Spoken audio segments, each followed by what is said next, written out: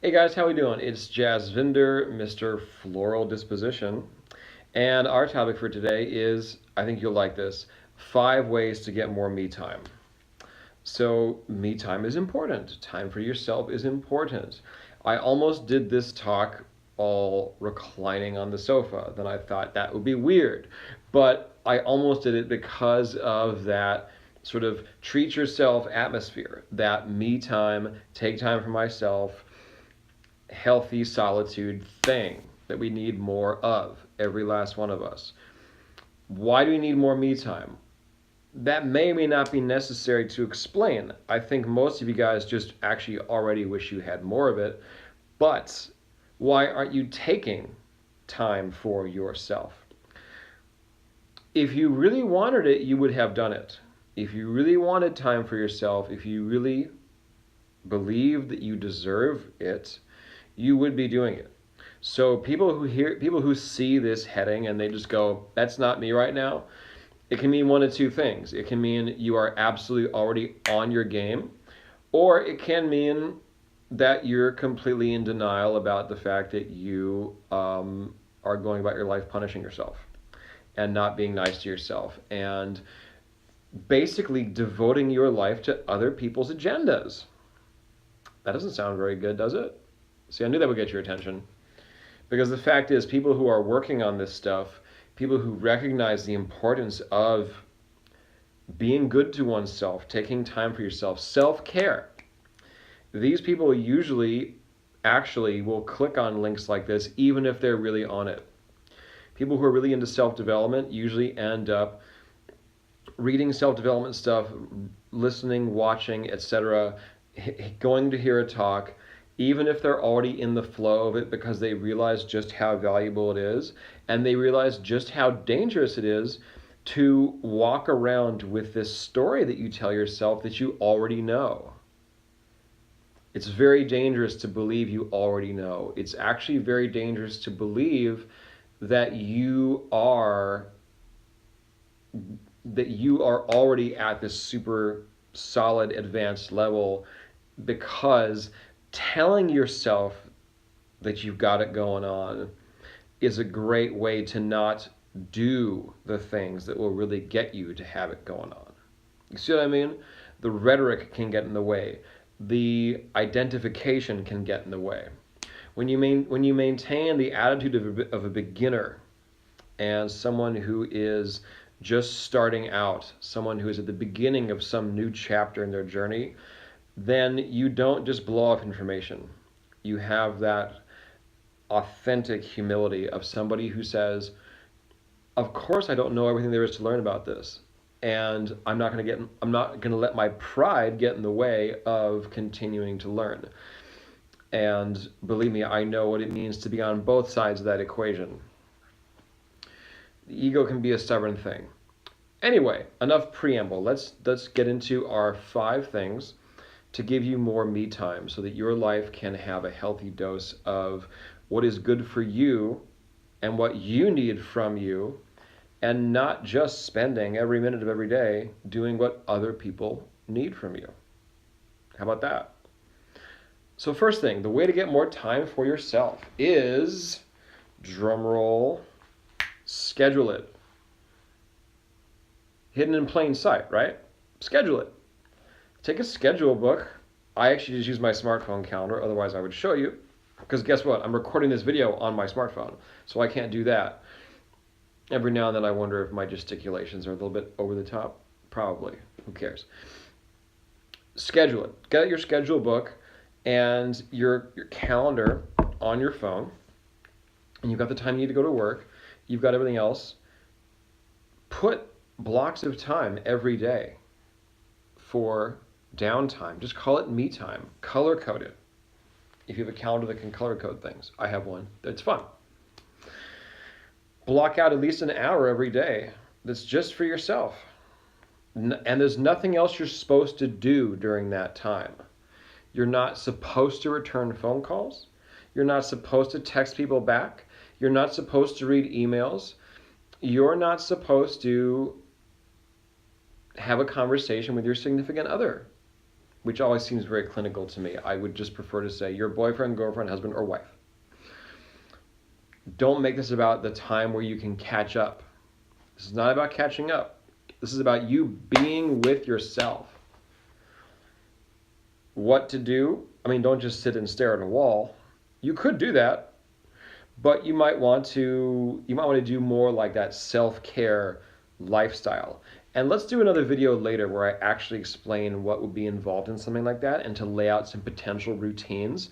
But this is a basic time management kind of talk, because if I tell you what to do, how to do it, why to do it, that is less useful than you already knowing how to work this into your day. Because if I just give you a laundry list of targets to hit, and you have no mental conception of how you're going to balance that and juggle that and fit that in and bring your day into a place of harmony with how your time is budgeted, then what happens is, and believe it or not, I've seen this many times, your me time can become a tremendous burden. I've seen people become incredibly stressed out and, no joke, lose their shit over the stress of trying to get in their me time. Their me time in the meantime. Let's not do that. Let's be kind and gentle with ourselves. The first thing you got to learn how to do is how to make the time in the right way. So you open your calendar and you will put an hour for me time. Once a day, at least 1 hour. Once a day. Not more than 1 hour at a time. I would say 1 hour is good. During the week, you can get 1 hour of just time for yourself. Awesome. Step number 2, how do you make sure that time isn't interrupted? How do you make sure that you're able to stick with it? Well, the simple answer would be, and this is the second step now, number 2, is you schedule all the things that interrupt your me time. So you know what those things are. You know what the demands are, what those things are that make demands on your attention, with or without your prior consent. They just show up and they need things from you. Schedule the time where you take care of those things. Of course, if you get an emergency phone call, you do. We're being reasonable. I'm being reasonable with you. Be reasonable with yourself. Emergencies are emergencies. That's going to just be put over here because I think that's obvious.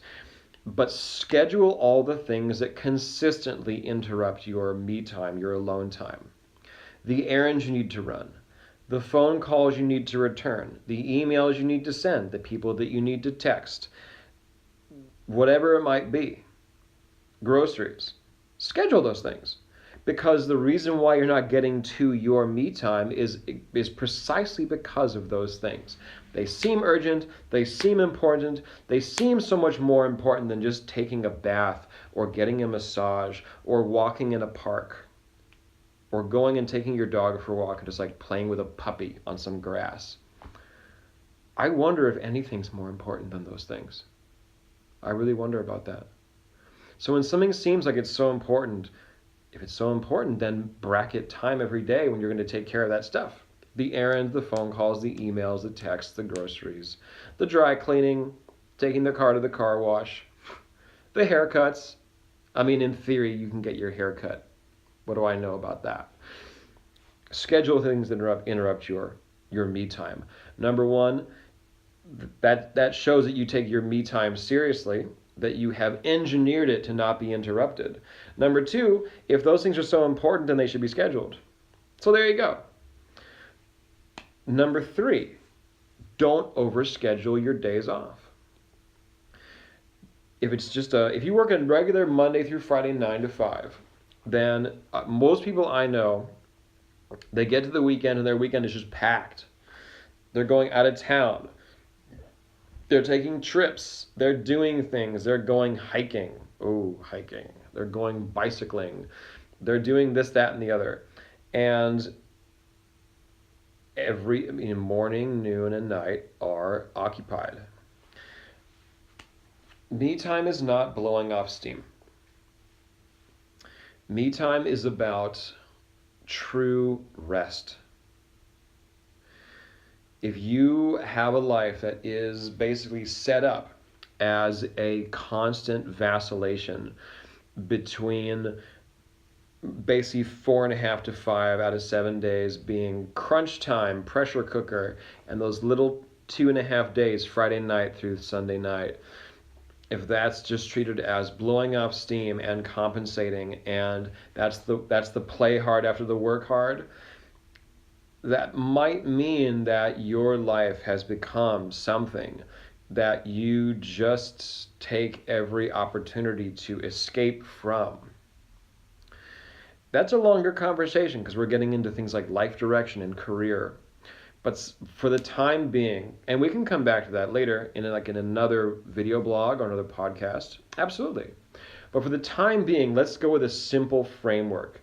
We're talking about time management, which is to install mechanisms that will make sure you don't burn yourself out, you don't run yourself down, that you're not just checking out and crashing out every single day and night. So 1 weekend a month, just leave it open. Not open like it's going to then get filled. Actually, leave it closed in the sense that this weekend is about my time with myself. Don't schedule things. Don't come up with things to do. Just take it easy. Let yourself find a way. You may end up watching a lot of Netflix. You may end up reading a lot. Take long walks. I mean, don't prevent yourself from calling people and hanging out and being sociable, but just kind of let things find their way. Let things find their way. With the starting point of this is about being restful. And then you have 3 or 4 other weekends a month, depending. Some months have 5 weeks in them, right? Or 5 weekends. So you got 3 to 4 other weekends a month. Let's say 2 of those weekends you have 1 day where there's nothing going on. Sunday's usually easy, depends on your lifestyle. Could be Saturday, could be Sunday, could be 1 Friday night with nothing going on. So that's number 3. Let's review. Schedule your alone time. Schedule the things that interrupt your alone time. Don't overschedule your days off. Number 4. Replace the constant drip, drip, drip of texting with actual scheduled meetups. Because a lot of our energy gets frittered away into texting people back. A lot of us can be overly responsive to text messages, and then we get burnt out on responding to text messages, and then we kind of end up blowing off the people that we actually care about, or not getting back to them, dropping the ball, whatever. Seeming unresponsive, seeming flaky perhaps, or you're always responding, and that's become a kind of burden on you. And it also cheapens the relationships, because I imagine that you are not spending time in the physical presence of someone that you're always texting. It's probably unlikely. I think there's an inverse relationship with the more time you spend with someone, the less you actually text them. So, what I would do, and I do this sometimes, when I need to, is when the messages come in, I can just say, hey, so-and-so, I'm kind of just having some quiet time right now. Why don't we, because don't just deflect them. That feels a little bit like a shutout. But be like, why don't we get together? Why don't we meet up for a coffee next week? Why don't we grab a happy hour after work? Why don't we have lunch? Why don't we have dinner sometime, your place or my place, or go out somewhere? Why don't we do brunch over the weekend? But do you see, make time for people. Be with people. Make eye contact. See them sitting across from you. Hear their voice, not through a phone. Don't just read them on a screen that they were typing on with their thumbs, using internet shorthand and emojis. I do all these things. I'm not hating on any of it, but I'm saying that can't be such a huge part of your life. It will suck up your energy. And meeting in person with people, first of all, it honors the relationship a lot more. It's so much more meaningful. It's so much more enjoyable. I've had some hysterical conversations over text. I've had much more memorable moments in person. I'm sure you have too. It will also stop your alone time from being interrupted and from being frittered away. So much of our experience of the day just slipping through our fingers has to do with this drip, drip, drip of texting. So, replace it with meeting in person. Last one, make time for walks and make time for self-development. Making time for self-development, I think, well, first of all, the first one, making walks, I think that's straightforward enough. But just in case it's not, wake up a little bit earlier, half an hour earlier, just walk outside. Just go walk outside. If you have a practice of meditation before, when you wake up in the morning, that's wonderful. I'm also not trying to convert all you guys into meditators, actually, because think about it from my perspective. The last thing that I want, here's my selfish motive. The last thing I want is to walk into an In-N-Out burger when I'm feeling like having some junk food, and all I see on the menu is a bunch of kale and spirulina because I got all you guys into meditating, and you've gone all purity on me like I was when I first discovered it, and you've ruined the fun for everybody else. It's not really a concern of mine, just thought it was funny. So just get up and walk outside before you shower, before anything, before you start any kind of morning routine. Just get up and walk outside while it's still dark. Listen to birds chirping in the trees. Listen to the sound of the breeze rustling through the leaves and the branches. Look up at the sky. Watch the sunrise. Hear the sounds of airplanes or cars far off in the distance. And just be with yourself in your world. Go someplace quiet, where there's some kind of space around you. Get some sense of expansion, an expanded sense of your relationship to your environment. It's important not to have every minute of our day be in the grips of some kind of agenda. This is really important. This can't just be about an agenda. Get outside before everyone else starts getting ready for work, before they start their morning routine, before they start packing the gremlins into the PT Cruiser. Have some time before that madness sets in. You will be so glad you did. It will just set this tone of self-containment, of being a light unto yourself, of being connected to your world, and that you're not just the marionette of the agendas that we've all signed on for. I have them, you have them. To a degree, we can't escape them. But we don't have to be completely abject before them either. Now, do we? As far as self-development goes, I think this is really about giving yourself a chance to nurture your curiosity, your childlike sense of wonder. This is a big part of, now why is this part of a time management talk? Well, this is a me time talk, right? But most of the rest of this talk was just time management type points. But when I talk about this self-development and nurturing your mind with big ideas, foreign ideas, challenging ideas, nurturing your curiosity, nurturing your sense of wonder, nurturing your sense of just being baffled at the kaleidoscopic pageantry of this world and of all the ways there are to look at it and all the things there are to learn about it. Well, that's a big part of making this process of life sustainable for you in the long run. It's not a small part. Otherwise, everything else is about objectives and agendas. I keep saying that word agenda. It's super important. Life is a lot more than just an agenda. Don't let yourself become a walking agenda. So, what do we got? Schedule your me time. Schedule the things other than your job that consistently will interrupt your me time so that they can coexist.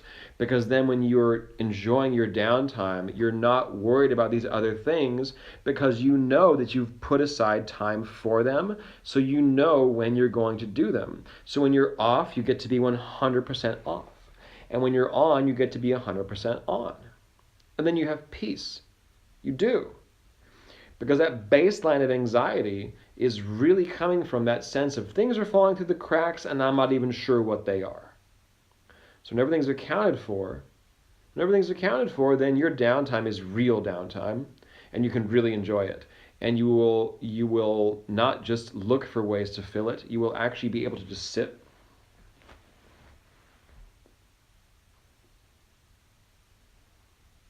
Sit and just be. Don't overschedule your days off. Easy enough. That's simple and straightforward, I think. Replace the constant drip of texting with actually making plans to see people in person. Do more of that and do less of the texting.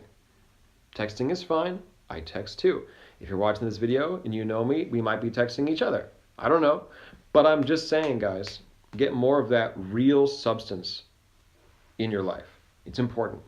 If someone doesn't live locally, like, have phone calls, have FaceTime, and make time for taking walks, make time for self-development, make time. When I say self-development, I really mean new ideas.